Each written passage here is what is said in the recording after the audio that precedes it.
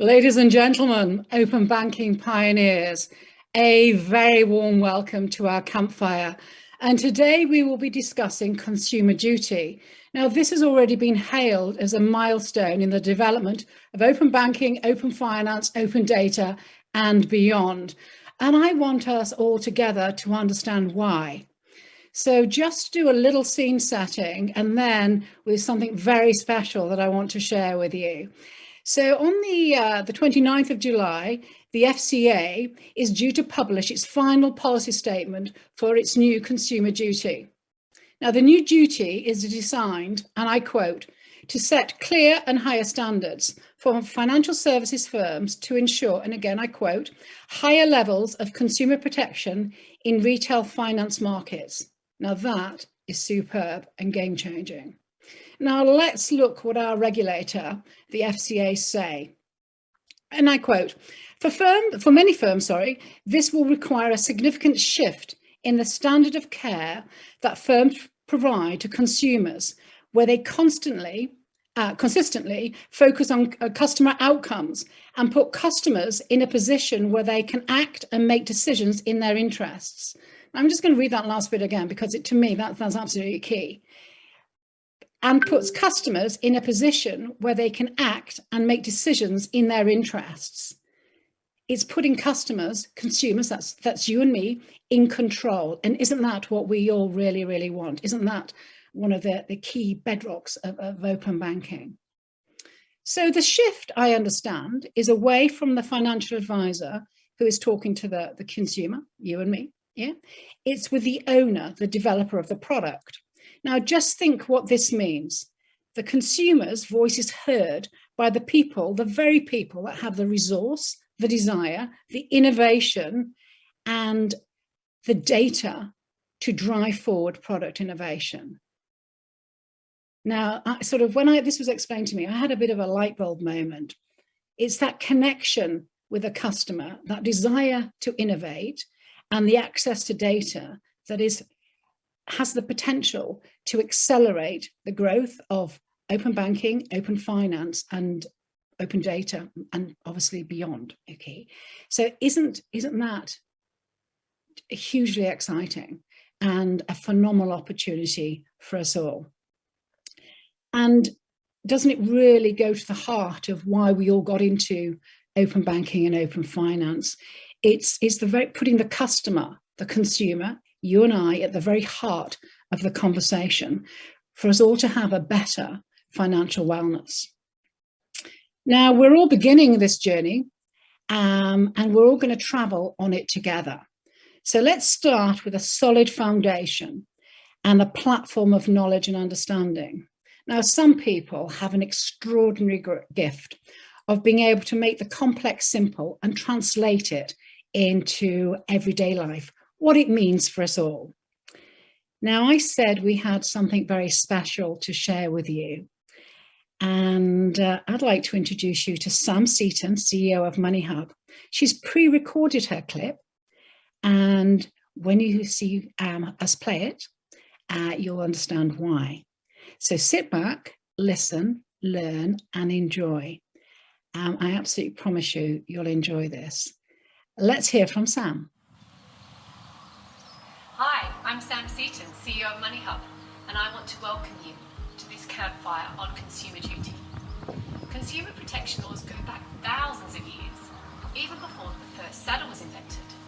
The laws were designed to make sure that stolen goods were not being traded, or that unsafe foods were being sold, or that customers were not being shortchanged by weights and measures.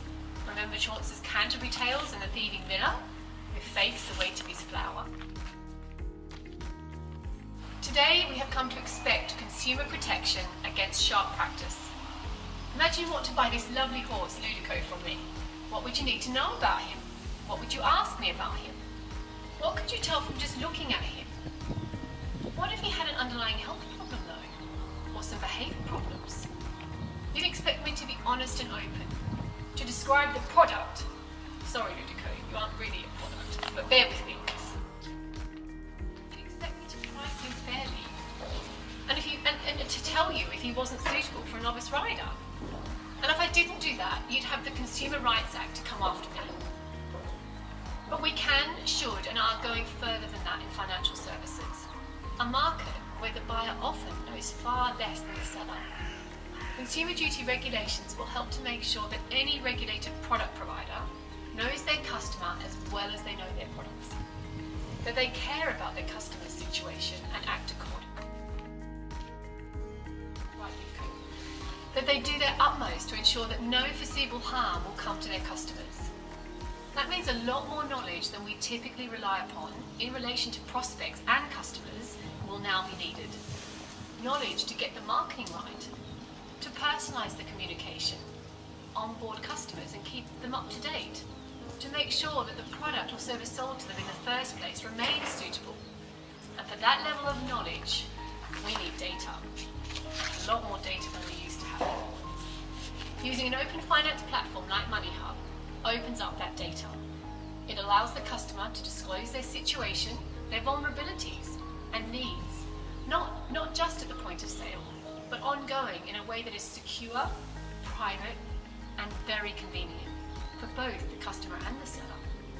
It enables firms to evidence that they did everything possible to stand in the shoes of their customer and to offer the right solution every step of the way. Consumer duty is the way to be a better seller, to place the customer at the heart of what you do and enable the customer to be both informed and looked after. A smarter seller, a smarter customer delivering smarter outcomes. That's a true win-win, all through data sharing and insights. As someone once said to me, writing doesn't get any easier, but you just get better. For us in financial services, open data means we open possibilities. We just get better. The Campfire is going to cover these possibilities in relation to open finance and consumer duty. Enjoy. Sam, well done. What a great sport. Beautifully set the scene. Sam actually filmed that on a very windy day. So hats off to her and engineering team for making that clip come alive. So now we've set the scene, I am delighted to hand the mic even, over to Carmen Reichman, the multimedia editor from the FT Advisor. Now, Carmen has been leading and reporting on this well ahead of anybody else in the pack. And so she has a real insight and a view on how this is going to affect the market. Now, joining her is a panel of experts. She's going to start by kicking off with a fireside chat with Vaughan Jenkins, who's the business development of Moneyhub. As you'll be able to see, they are actually really trailblazing this area. And you're in for a real treat. Let me just leave it there. Carmen, I'm delighted. I'm really thrilled that you could join us. Over to you. Hello, everyone, and thank you for the nice introduction. As said, I'm Carmen Reichman, Multimedia Editor at FT Advisor, and I've got Vaughan Jenkins here with me today to discuss what part open finance can play in achieving the consumer duty's desired effects. We all know that the full policy will be published next week. We've also heard that the FCA is prepared to show some leniency in the time it takes firms to implement the duty fully. Nevertheless, Vaughan, it seems that awareness of your duty generally is low in the fund management and wealth sectors. Is that your sense? Yeah, we've seen some anecdotal suggestions that that is the case. We saw the Deloitte survey in particular, which was amongst the fund managers and wealth managers, which suggested perhaps as many as half were still really to get to grips with the full implications of that. And you could have some sympathy ahead of the regulations being published. But in another context, I think you could look a long way back to where consumer duty has come from, and all the way back to 2006, when the concept of fairness and TCF regime was first implemented. And in between that time and now, we've seen an awful lot of regulatory change, from retail distribution reviews, pricing changes, and vulnerable customer initiatives. So in some respects, this is a culmination of a lot of different threads that are coming together. I saw actually in an EY survey, which was more recent, that consumer duty had made it into the top 3 priorities. And after what Helen said was, this is really meant to be a paradigm shift towards outcome-focused regulation. I think that's something you might hope for. There's a difference, of course, between awareness and readiness, and perhaps that's something that we'll get onto with the other panel members in due course. But I think that's one of the concerns is the implications from a technology point of view, and also the depth of understanding within organizations. At the moment, any seminars and webinars on consumer duty seem to be mainly populated by compliance people rather than business people. Mm-hmm. Yeah, absolutely. I mean, what role, speaking of technology and data, as we've heard, data plays a massive part in this new policy, but what role can open finance play in helping firms meet the consumer duties objectives? And do you think that the FCA might have missed an opportunity by not linking the consumer duty to the open finance consultation results? Yeah, I think my reading was certainly disappointed, and we put this into our response to the consultation, that there was an opportunity to link previous open finance consultation with this initiative, because as Sam said in her piece, data is at the core of this in terms of not only complying with the regulation, but actually thriving and rebalancing really the asymmetry of information between consumers and providers. It's hopefully not an opportunity that's been missed forever. And again, in terms of a wider view, we can see that with the data reform bill going through now, a smart data initiative, the smart data working group, that it's probably the manifest destiny that we're going towards an open data world, of which open finance is a part. But we're certainly feeling that any response to this regulation will be the poorer for not having open finance inside. Mm-hmm. And can you give us a bit of an insight into, or an idea of how open finance can help? What are the kind of, in practice, what are the kind of points where open finance could really make a difference when it comes to implementing consumer duty? Well, what we typically find is this sense of being out of control and customers wanting more control is really central to that. So there are usually 3 key things that consumers are looking for. One is, where is my money going today? What's the income and the expenditure? What are my assets and liabilities? And can I see them all in one place? The second thing then really is, how am I doing? Not necessarily in, shoot the lights out performance of funds and so on, but am I okay? Am I not self-harming in my decisions? And finally really is, what can I do about that? What are some of the nudges, if you like, and guidance towards a better outcome? And by leveraging their own data and playing back those insights, finding patterns and so on within their own data, the key is that value exchange that you get there of, well, there are things that you can do that would make an improvement, that would create a capacity to save, or that you've got gaps in protection, or that there are investment funds that might be better suited to you, not just a one-time thing, but this ongoing suitability. So open finance is really an underpin to eligibility, affordability, vulnerability checks, and suitability. All the illities, if you like, are supported by an open finance and an open data platform. But are there any potential data protection concerns there?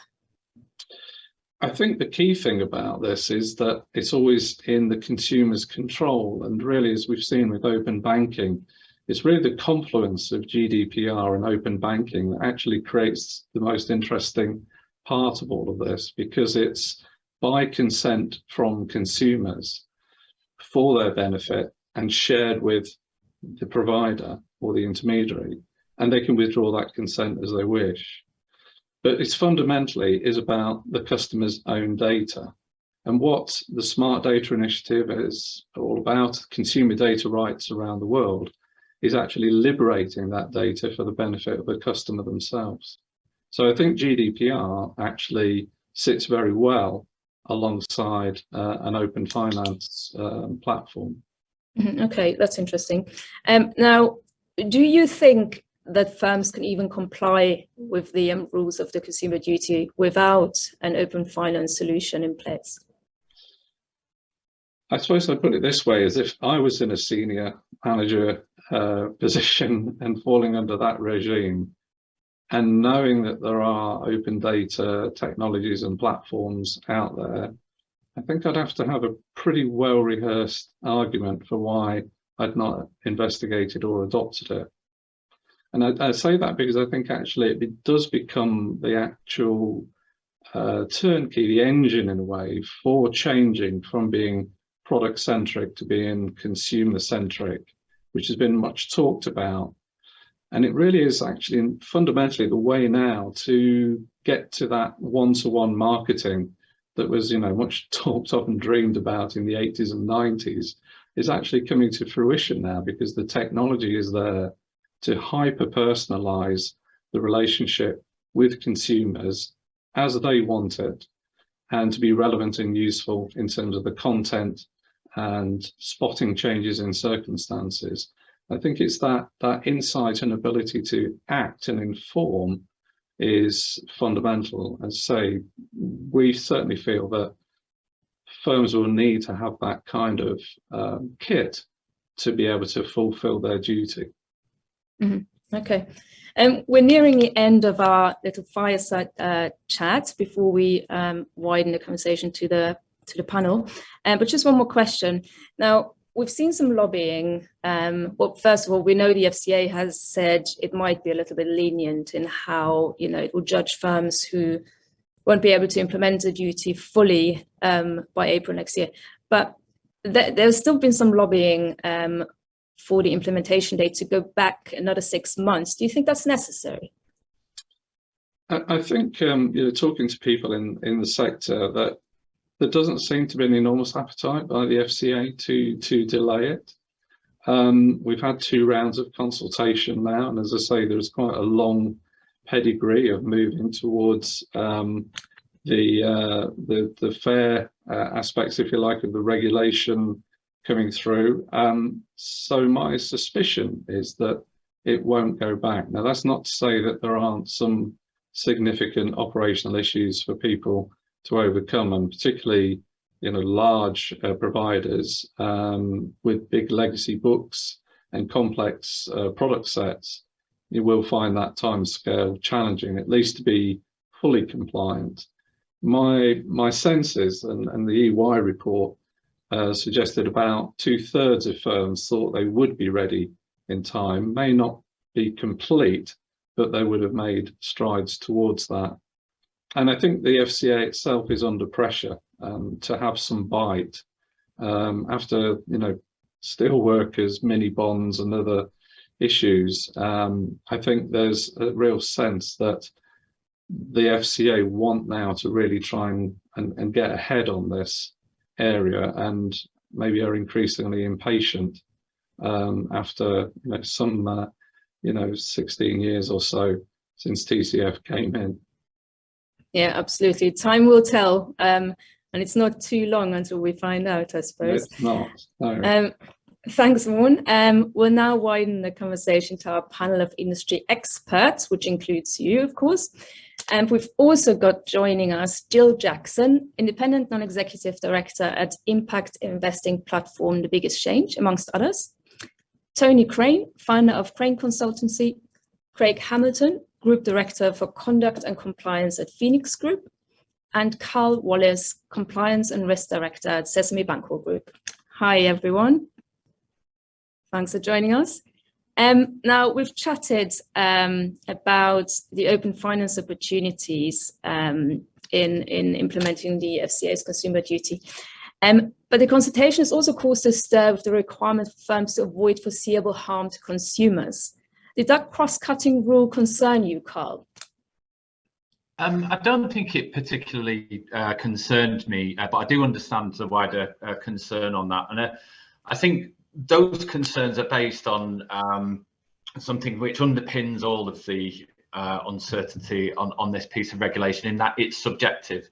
And I totally agree with Vaughan's assessment that for many years now, going back to the TCF initiative, the consumer duty is a culmination of lots of initiatives that the FCA has been involved with. So, for example, on fair value, on product design, on treating customers fairly. But the key issues that I think firms get concerned about is when the regulation is subjective and they don't have that element of certainty about how they can comply.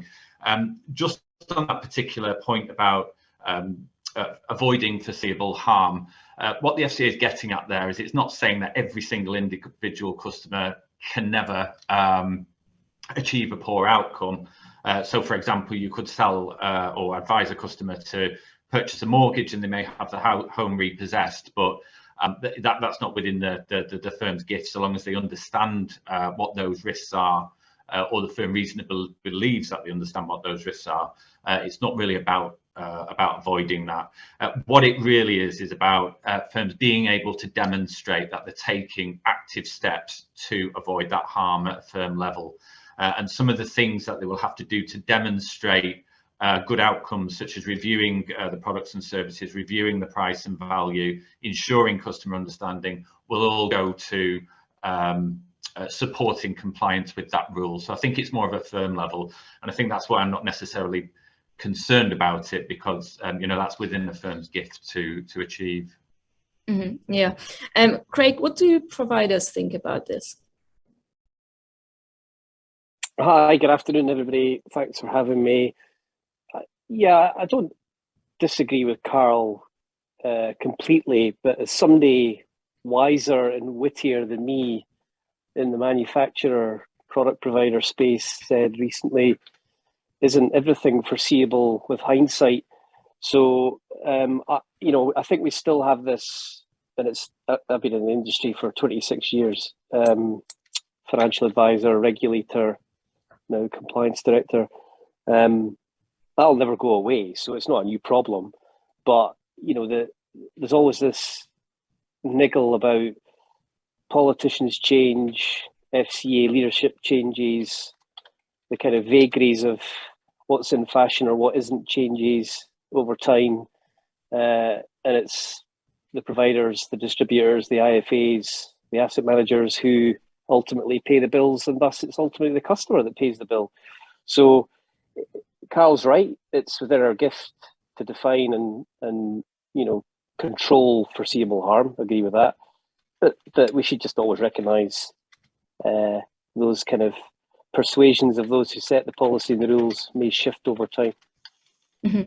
Yeah, I suppose are the concerns different in the D2C space, where customers just buy what they pick themselves? Jill. Yeah, I mean, I think the first thing that I would say is Vaughan was really positive there about all the opportunities that are available that will come out as part of consumer duty, and I would agree with that. I think it's a great thing that consumers get more information, it's more transparent, they understand more about the products they've got. I do think that sometimes for consumers it can be overwhelming, the amount of information that they need to digest. So it's a combination of being transparent but presenting that information in a way that is easy to understand and digestible, because there is a danger that you give people so much information that they end up not consuming it because it's just too much for them to deal with. So I think in the D2C space, it's really about how technology can be used to deliver that information in a way that's meaningful for the customer. So as part of consumer duty, as a direct-to-consumer business like the Big Exchange, we'll be relying on the product providers to have done their part for consumer duty, and then us to use technology to deliver that information in a way that makes it easy for them to understand. So I think that there's a long way for us to go in terms of what we see as a D2C provider, the provider giving to us to then understand, is that consistent? Because assessment of value, for example, we get lots of different levels of information from people, and then we have to try and consolidate that into a nice package for the customer. So I think that for me is going to be the biggest challenge in the D2C space, is how you interpret. The product providers will interpret it all slightly differently until the regulator tells us, calibrates that for us at some point. So the challenge in the D2C space is dealing with that discrepancy, but still providing consistency to the consumer. Of course. And of course, the duty has a requirement to support consumer understanding.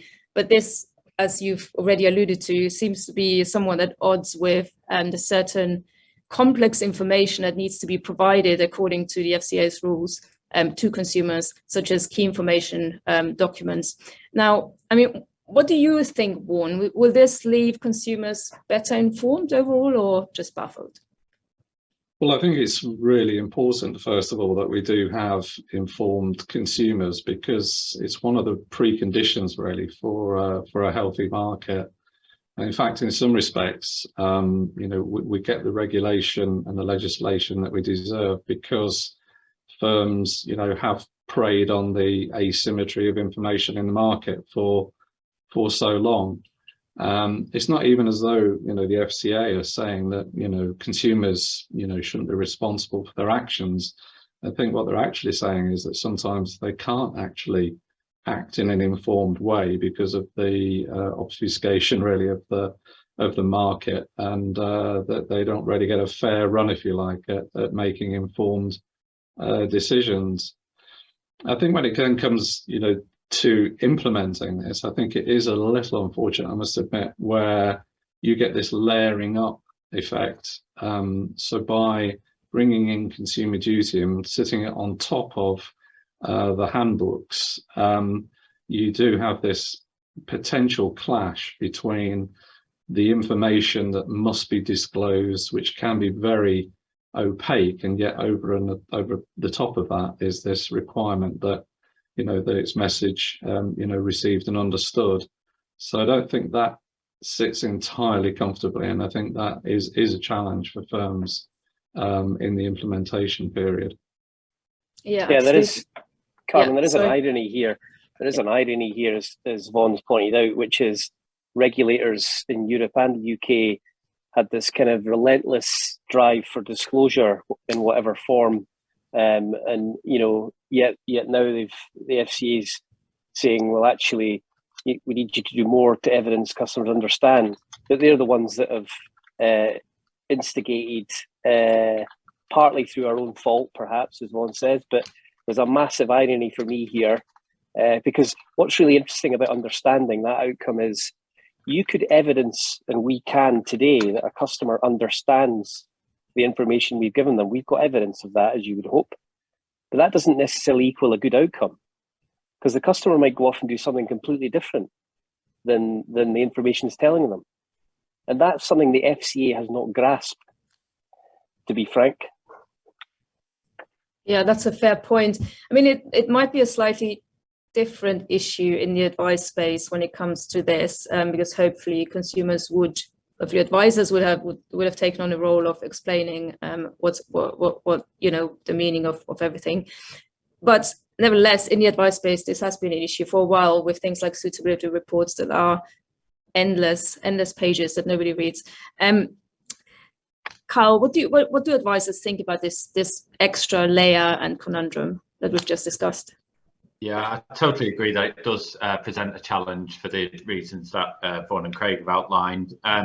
We are in that space where lots of the information is very dry, but firms will want to protect themselves, so they will provide all of that statutory and regulatory information as they will to protect their own businesses. Now, they want good outcomes, and advisors can explain things to customers. They do that, have that opportunity in face-to-face interaction. But what I think how I think it will play out is that we will see this supplementary information almost tagged on to all of this key information, and that presents its own challenges anyway. We have seen it in defined benefit transfer advice, where the FCA amended the rules not so long ago, whereby you have to provide the customer with a one-page supplement to your suitability report, which can be very complex, very heavy going, and very long. And what I think about that is positive that customers are having the key points brought out and highlighted to them, but does that deter them further from reading all of the rest of the information? And I agree with Craig, it is pretty ironic. I'm not actually sure that the regulators provided us with the tools to solve that issue completely. I would favour if lots of those rules were kind of broken down and there was more autonomy for firms to present information in their own way, or in a way that they believe is comprehensive, rather than having almost two layers whereby you have all of the detail and then you have supplementary information, which is the key points. So yeah, I do think it presents a challenge. Mm-hmm. And of course, as everyone knows, next stop for when things go wrong is the Financial Ombudsman Service. Tony, let's bring you in. Do you think that the FCA and FOS are aligned on consumer duty, or is this going to cause a problem for firms? Yeah, I think ideologically they are. I think there's been extensive consultation between both parties, and actually I don't think anybody would disagree with the premise of what duty is trying to deliver in terms of good outcomes and avoid harms. And at that level, it all sounds quite simple. I think the issue we're going to have is the application of those rules by FOS over time, particularly in this transition period where we're not quite under full duty from a ruling perspective, but the principles are certainly out in the market, and everyone's working towards them. I do have a concern about retrospective action, as always, in an era of retrospective action and unintended consequences. You'd like to think that duty wouldn't have any of those, but given the breadth of the change, it does seem impossible that there aren't going to be some elements that end up with outcomes that may be less desirable. But I think in terms of, are they aligned? Yes, in principle, but the proof is going to be in the pudding as we get into case rulings, etc. over time. I do worry specifically about the back books. I think acquisition is one thing. The treatment of back books and how they are assessed under the new rules is going to be a particular challenge for firms, I think. Mm-hmm. Yeah. We are going to talk about product review processes, etc. in back books in just a moment. But first, let's stick to the FCA and FOS question. Vaughan, would you have a view on that? Well, I think this has been something a number of players in the market have been concerned about. I guess it's one thing, where you can have an alternative interpretation of one standard. I think the worry is that there's double standards that you've got to try and anticipate, and whether FOS, will fully share, if you like, and embrace the consumer duty and the cross-cutting rules and the outcomes for that. And I think that has been something I've heard, particularly amongst the financial advisor market, has been that real worry that even if we comply, will we still be on the wrong end of rulings? And indeed, you could even say beyond that, will case law trump all of that on top? So there are plenty of precedents for kind of joint and several liability in cases that kind of outflank really the consumer duty alone. So I think that must be a worry, particularly for the firms that are at the sharp end of all of this with customer interactions and have got all the kind of professional liability sitting on their shoulders. Yeah, absolutely. I mean, advisors have not always had the best relationship with the FOS. Carl, do you think this duty on perhaps misalignment could make things even worse, or do you think it's actually going to be better? I think it will definitely cause issues and concern because, as has been pointed out, that firms are worried about a disconnect between FCA rules and FOS rulings. I don't think it would make a difference in terms of liabilities, because if we look at how the FOS, for example, rules on suitable advice, they already take into account things such as whether the customer has been put into an informed position, what sort of charges were associated with the service. So I think on individual cases, I'm not entirely sure liability will increase materially. What I do think is we will see tests against the cross-cutting rules. So, for example, claims management companies or other stakeholders might bring about claims to FOS to understand what they will and won't rule on. What that will create is more work for firms, potential backlog of cases, more costs in terms of administration. But in terms of liabilities, I'm at this point, I'm not entirely sure it will change, simply because FOS does take into account a lot of things that the Consumer Duty is trying to bring about when it opines on cases currently. Mm-hmm. Yeah, I mean, is there an aspect in the D2C space that's worth discussing when it comes to the FOS, Jill? Yeah, I mean, I think the claims management companies that Carol just mentioned, they are the kind of biggest factor there. I think they've got deep pockets. They do a lot of advertising. You never turn the radio on without hearing that. And it's right that if people have been missold to or misrepresented in some way, that they've got that opportunity. I think the thing for me is mostly around the subjective nature of some of the new consumer duty and how that I've seen in the past sometimes it being interpreted very differently by different FOS case officers, not even just FOS, but among, you could have the same case presented to 4 or 5 different FOS employees and the outcome's different. And I think that's always a challenge when you've got subjective rules to or guidance to look at. So I think this comes back to the point that you made earlier about the timing of it.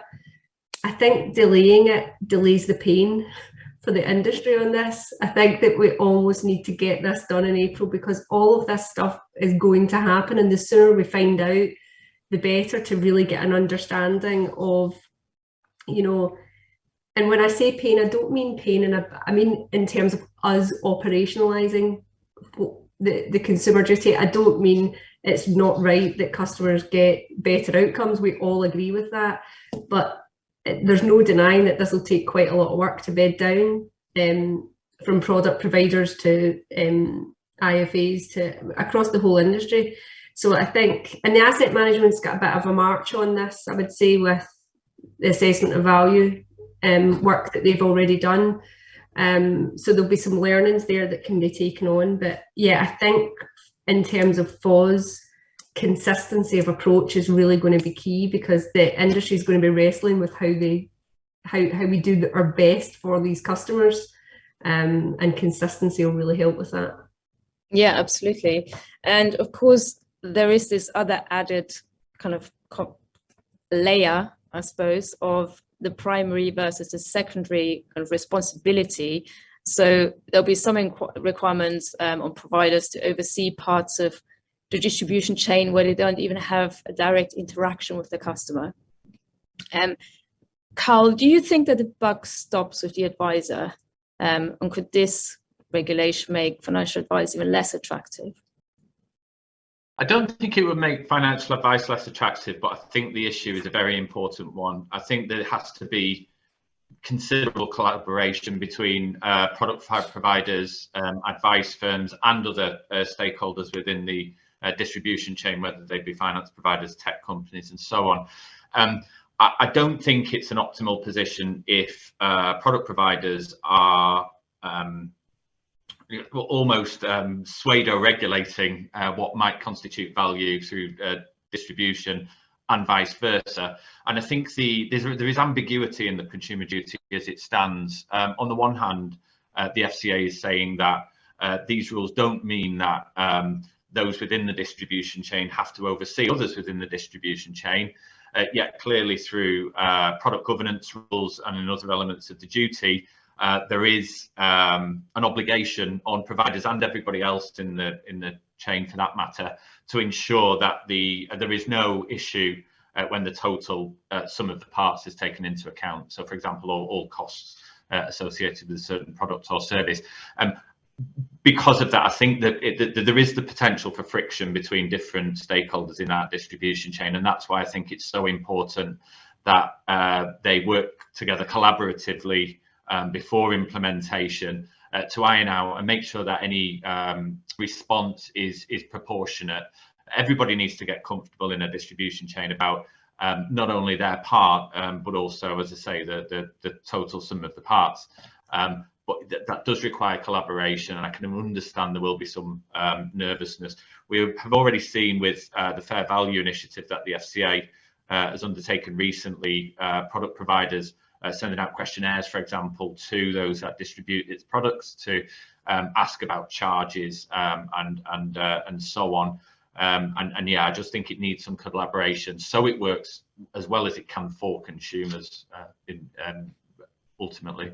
Mm-hmm. Yeah.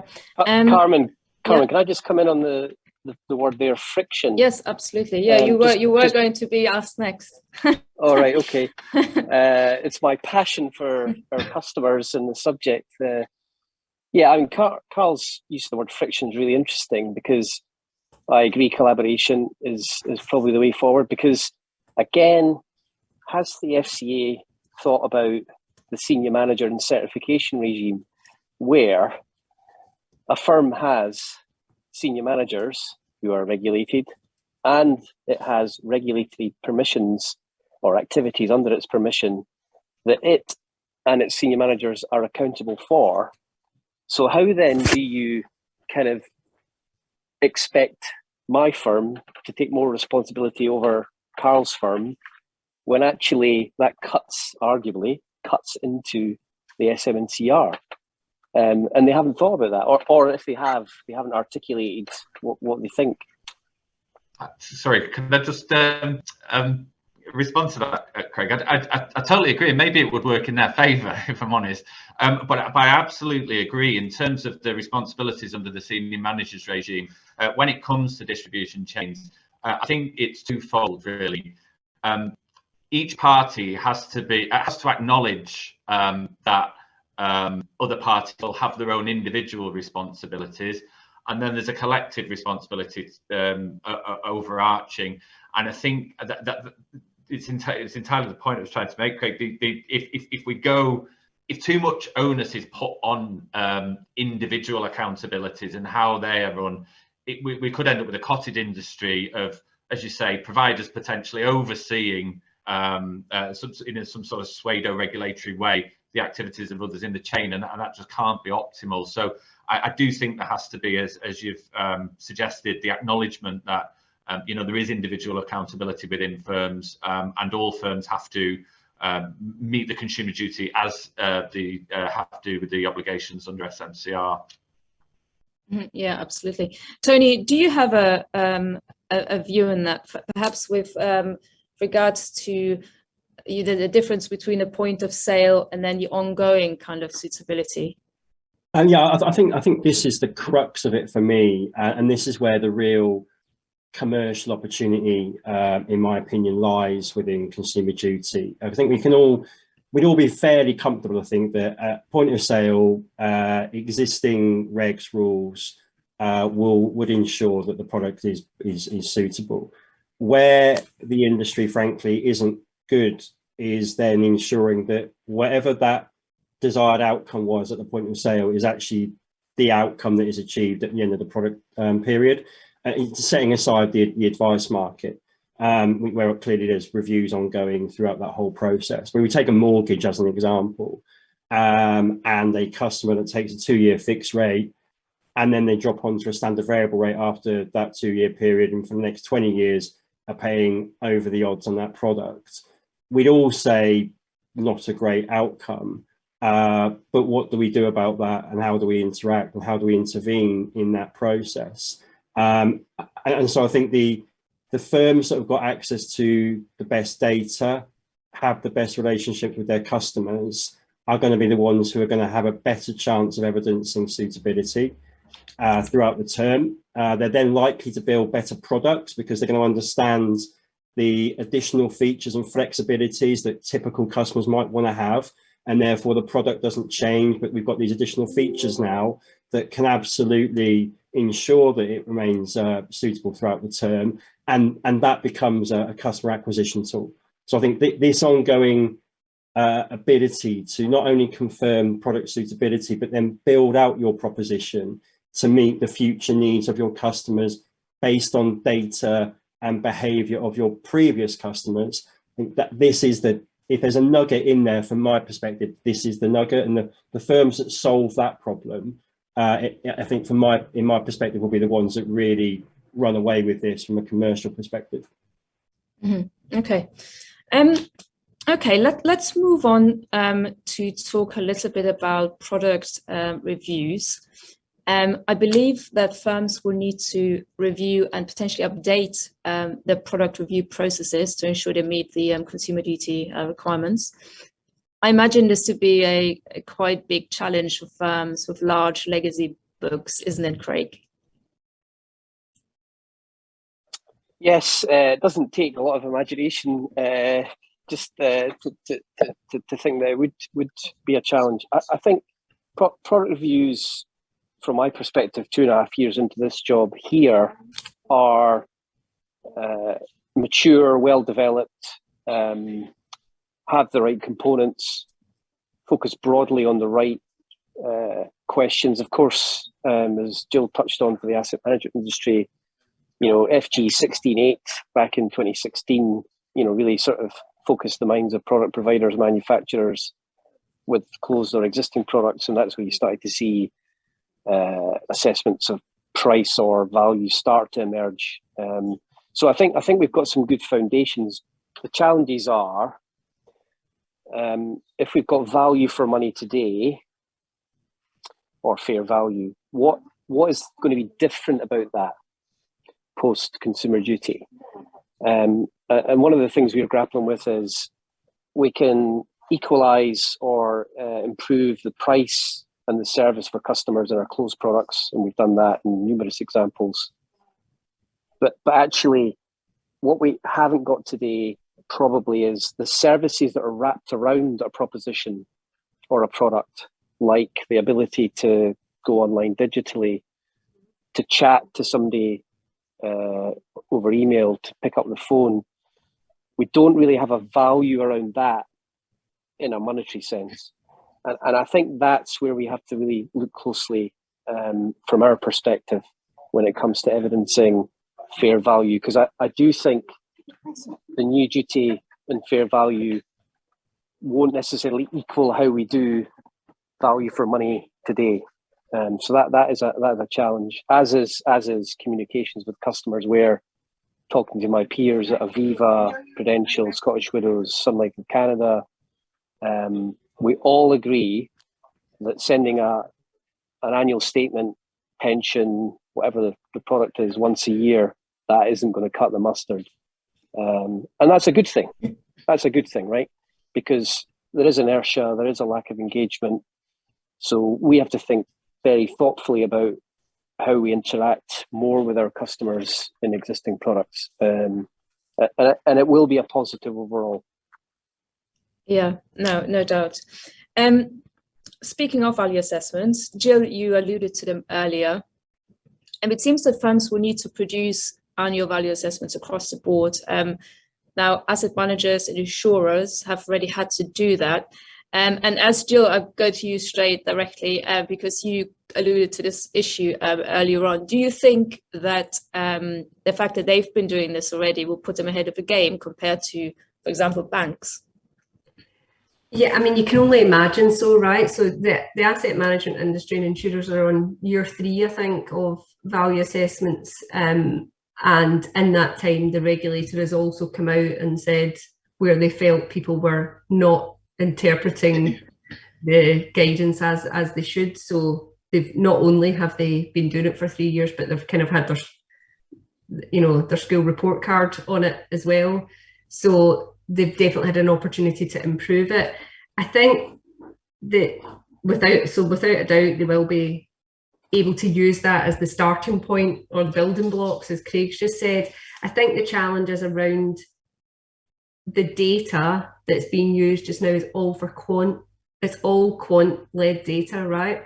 And the bit that's missing is the qual data. So the fact that some of the services that Craig's just spoken about there, that's hard. How do you put how do you justify that as part of your process? Because that is providing a value exchange with the customer, you know, but there's not a number you can put on it necessarily, or it's harder to put a number on it. So I think that those are the things that businesses really need to get a grip on. Do their customers value those services they're offering? What evidence do they have to suggest that their customer does value that?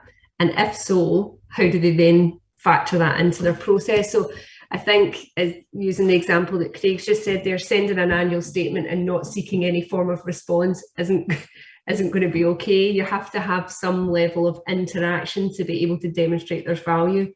And I completely agree. I think that's a great thing. But I think for some of the industry that are starting from zero on this, it's quite a long way to get to for April next year to be able to do all that. So I think that there's definitely challenges there, but hopefully they can look to other peers in the industry and collaborate in the way that Carol's talking about, to be able to, because we're all trying to get to the same thing. We'll want more people to trust financial services and deliver better outcomes. Mm-hmm. So hopefully there can be a lot of collaboration on that to help each other out there to get to the right outcomes for customers. Yeah, absolutely. You'd hope that this would happen, given that firms have already quite a lot of experience in it. But Vaughan, what's your view on this? Well, from our platform, you know, we're collating something like 700 different product types across 200 financial institutions in the UK alone. So, you know, we've got a rich picture of pulling in information that clients may have, not just PSD2 products, but really across the whole range. The trick is turning data into information and information into knowledge that you want to surface, and turning it then into a communication platform. And I think, you know, because we've got that ability, essentially we could do a financial MOT for somebody every minute of the day. Now that, I think, is a really powerful tool to use against the value assessments. Because as I read it, you know, you've got to do contextualized testing, which I think Carl touched on. You've got general monitoring, and then you've got to monitor against the 4 outcomes themselves, the 4 pillars, and do all of those checks. So I think having that, you know, the right information at the right time, and that then ability to do mass customization is really going to be one of the few ways I can see personally that you're going to be able to support that reporting regime. And if I recall anything from economics, value equals benefit minus price. I think, you know, evidencing benefit to the consumer is the bit that we're really, you know, trying to help to drive at for providers and for consumers alike. I do think that the days of firms just being able to flog products are possibly going to be at an end through consumer duty, because if you're just going to sell products and you're going to sell that product purely on price, this is a world of diminishing returns. So from that perspective, I think there's a real benefit for those firms that have got a good mindset, use the data, and really think about what is my customer trying to do. And if that's in retirement, they want a good retirement. They don't just want the fund value to hit X number. They want that holiday every year. They want a car every 3 years.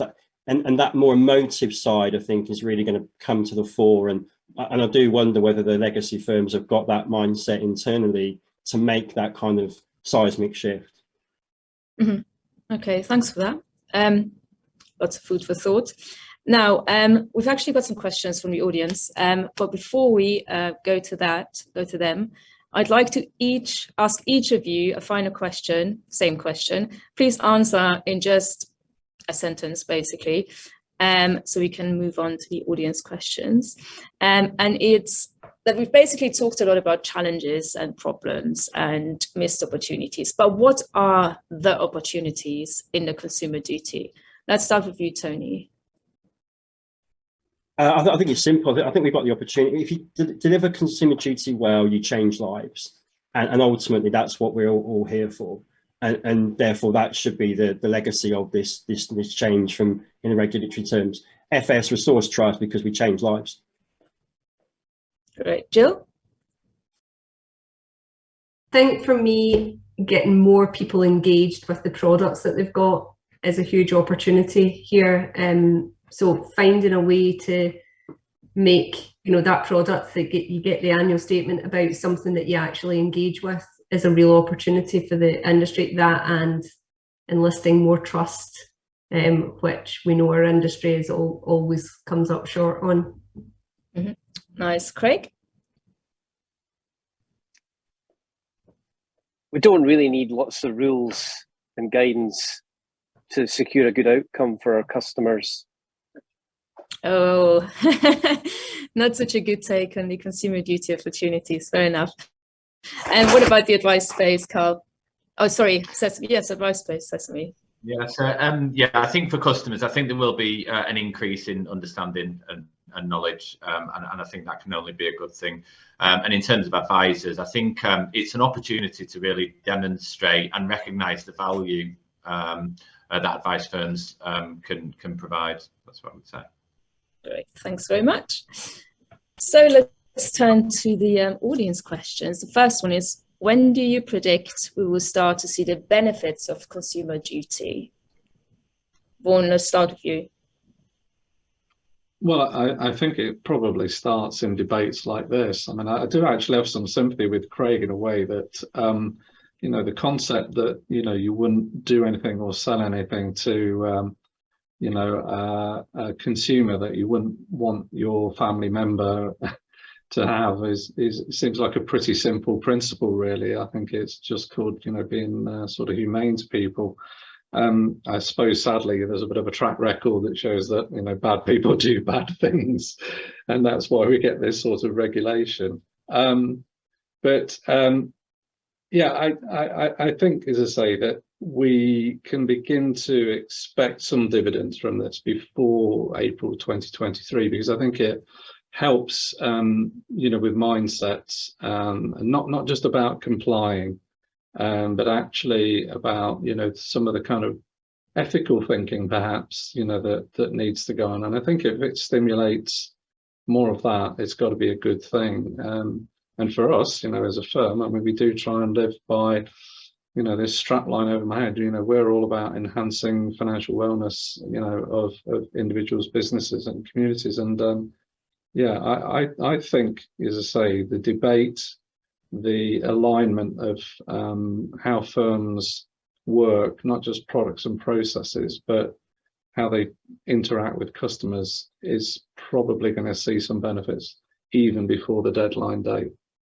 Okay, you're allowed to expand on the opportunities if you like, as I forgot to come to you earlier. Oh, okay. Well, I think I'll have two for the price of one there, really, because I think it is that opportunity. It is that ability. You know, it's probably the biggest change in a decade or more that we've seen in financial services. I did notice, however, that just before coming on to this, that we've now got a new financial services and markets bill, which landed with a heavy thud in my inbox, which I think is the parting gift of Boris Johnson's regime to give us a new regulatory framework going forwards. So I hope, actually, you know, we do get a coupling of really the good that's intended with consumer duty, with increasing simplicity, and the FCA, you know, do seem to want to do that as well, to simplify and improve. Mm-hmm. Thanks. Jill, when do you think we'll start to see the benefits? I mean, it's inevitable that different firms will go at different paces on this, ahead of whatever date the paper says on Friday when it comes out, whether it will say April 23 or whether there's an extension or a grace period. Historically, in the financial services industry, people will only implement it on the date that's the absolute dead date to do it, and take the time to really flesh out their processes. I mean, I'd like to think that as people go through their assessment of value process, people that already have that regulation and that process in, that they're starting to think about consumer duty when they're doing that as well now, and think about, right, yes, we don't need to do it for this year, but what else, what do we need to start thinking about as we go through so that we're prepared for next year? So I think that there will be firms in the asset management insurance community that you might see change on consumer duty, particularly around communications, I think, as Craig said, because that's something that is completely within their control and is not prescribed. You can start to engage with people. So I think comms, although it'll be interesting to see how consumers respond to financial services from bombarding them and wanting to talk to them all of a sudden, especially if they've got more than one policy or product somewhere.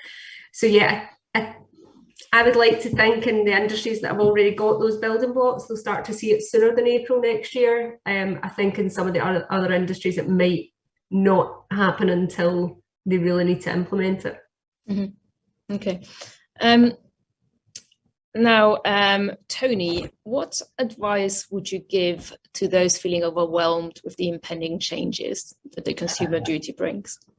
Just join the club, I guess, would be the first one. No, I think it's probably just simplify this. I think there's a lot of words in duty, but ultimately it's about identify what problems you're trying to solve for your customers, define what good outcomes mean against those problems, identify what could go wrong, and therefore they're your harms, and then do a bit of gap analysis internally to say, okay, well, is that what we're doing today, or have we got a long way to go? And then that then gives you enough scope to put into sort of projects, etc., etc. But that first phase of almost reassessing why we're here and actually are we successful at what we're trying to do, for me, that would be the first critical points of any sort of consumer duty implementation. Mm-hmm. Craig, do you think providers are likely to feel overwhelmed by what's about to come their way? Yes and no. No, well, depending on the size and the type of provider, because those who are solely closed to new business with existing products maybe might find it harder to get investment or other, but to be frank, that's a problem they and their boards and their investors will have to solve. So yes, in one sense, maybe no, in the sense we're big enough and ugly enough, to use a phrase, to look after our customers, and so we should. And Tony's spot on. The one thing I'm seeing consistently on panels like this is, in terms of advice to everybody in the industry who's regulated, define what good outcomes are for you and your customers, whether you're Phoenix with 13.5 million customers, or a sole trader, IFA, or mortgage broker, because the FCA won't do that for you. And actually that allows you to take control of the narrative. And I think that is so important, that all firms do that, because we'll get some examples from the FCA perhaps that are sector specific, but we won't get a lot more than we've had already. Mm-hmm. Yeah, absolutely. What about the advice space? Because I've been told by a lot of advisors that I've been speaking to that they don't really think much will change for them because they're already a financial planning led firm, which is already, it's got a culture that the FCA likes and all this kind of stuff. What do you think, Carl? Is what's coming advisors' way? Do you agree with their kind of assessment that most firms should already have kind of? Well, I think in the advice space, you have sole traders right through to large nationals and networks, and each of those will have their own capability to introduce the duty. What I would say, and certainly maybe to smaller firms, and what I have sort of said internally to try and help people understand the concept, is it's just the ultimate granny test for me. Would you be happy if a member of your family was to receive services from your firm? And when you start thinking in those terms, and you start thinking, well, I'd be perfectly happy with this, but maybe there's elements where I wouldn't be so happy, or if another firm did that, I'd tell a member of family not to do that. I mean, really, that underpins the whole duty for me. I think in terms of implementation and being overwhelmed, getting to grips with some of these concepts and putting them at the heart of your business makes good business sense to me. So clearly understanding your customers, understanding your target markets and the needs, making sure you can demonstrate fair value, all these things are just good business practice. And I agree with Craig, in that maybe we don't need lots of rules to tell us that, but as an industry, you know, that's where we are. So I think different advice firms will be at different stages on the journey, and that might be through size or development or regulatory or commercial development of the firms themselves. But I think ultimately, if you kind of follow that premise, I don't think you would go far wrong in terms of, would I recommend my services to members of my family, and am I happy with them? And actually, it's going to make good business sense to make sure that the objectives of the duty are at the heart of my business. Yeah, great. Thanks for that. And we're almost out of time, but I think we can maybe just about squeeze in one last question. And it's directed at all of you. Has anyone got any example of an actual product or process change that would be driven by the new duty? Yeah, Carmen, I can take that if you like. So we're working with the mortgage market at the moment to understand the implications of duty in terms of later life lending. So where a customer at the moment can opt to take either standard mortgage advice or equity release advice, duty is going to force that comparison of the different options. So the advisor is going to have to discount other products and other regulatory regimes in order to confirm that the product they're recommending is the most suitable one. That's a fairly significant change in the way that mortgage advice is provided. But that has come about largely through the consumer duty consultation work. Mm-hmm. Anyone else got any examples? Even if hypothetical things that might change? Yeah, I've got an example which is actually from late last year, and this is about trusting your regulator. If you believe that the regulator wants good outcomes, you have to trust them, right? And so when it came to some operational challenges with investment pathways and the rules as written about issuing certain warnings in a durable medium, I, with some other SMFs, took the decision that part of those rules just were not compatible with a good outcome, because the customer's on the phone, about to make their first move into retirement or a pathway, and we were asked by the rules to stop that conversation, send them something out to say, here's the warning. That is completely incompatible with a good outcome and a good experience. So we took the decision not to do it that way, which was directly contradictory to the rule as written. So that's an example of a decision we made, and there's a risk appetite point there as well, of course. But what I'm really driving at is, if you believe the regulator wants good outcomes, back to my original philosophical point a short time ago, then rules and guidance don't really matter. But they have to hold to that, because actually all of us have our customers' best interests at heart. We don't get it right all the time. Of course we don't. But that's the point. If you want good outcomes, trust us and we will trust you. Well, that sounds like a perfect, unless somebody else wants to say. Well, I was only going to say, I think one of the things that, that is happening is that the consumer duty is going to really shine a light on organizations that don't have a data strategy or an information architecture that genuinely supports customers and in a more holistic way. And we've certainly seen that, that steps are being taken now in terms of particularly process change of how you communicate with consumers, the frequency with which you communicate, and the data points that are being used in that communication, behavioral nudges and so on, are definitely stepping up. And firms that, maybe sold a product and didn't speak again, for a year, sometimes 20 years, depending on the product, are certainly getting more conversational now with customers. And it's the data strategy and the technology that's supporting a completely different relationship-led approach compared to a previous product-led, and I think that's got to be a great thing. Mm-hmm. An equally perfect place to wrap up. Thanks very, very much for joining me today. I've learned a lot and found it really fascinating. And I suppose it's over to Helen. Carmen, thank you very much. You've just stolen my line, because I also found it fascinating. The insight and the depth of that conversation was extraordinary and brilliantly hosted, Carmen. Thank you very, very much. Some key takeaways, actually. I'd like to, first of all, to thank all the panelists for investing their time and sharing it with our global audience. Carl, I loved your granny test. I truly, truly do. That had a lot of resonance.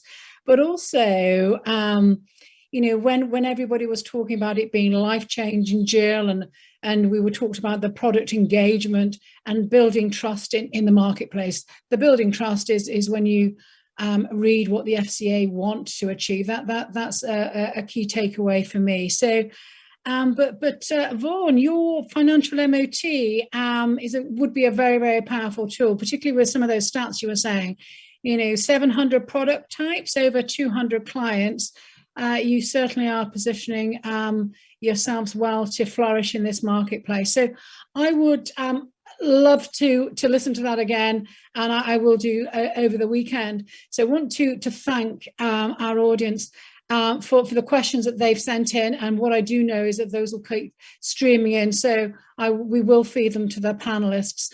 So it remains all for me to do is to say a big thank you, Carmen, once again. Please do come back. I would love to continue this conversation post Consumer Duty being live, and actually do that gap analysis that we were talking about, and seeing where the market does go, and see the opportunities and the product innovation that it drives.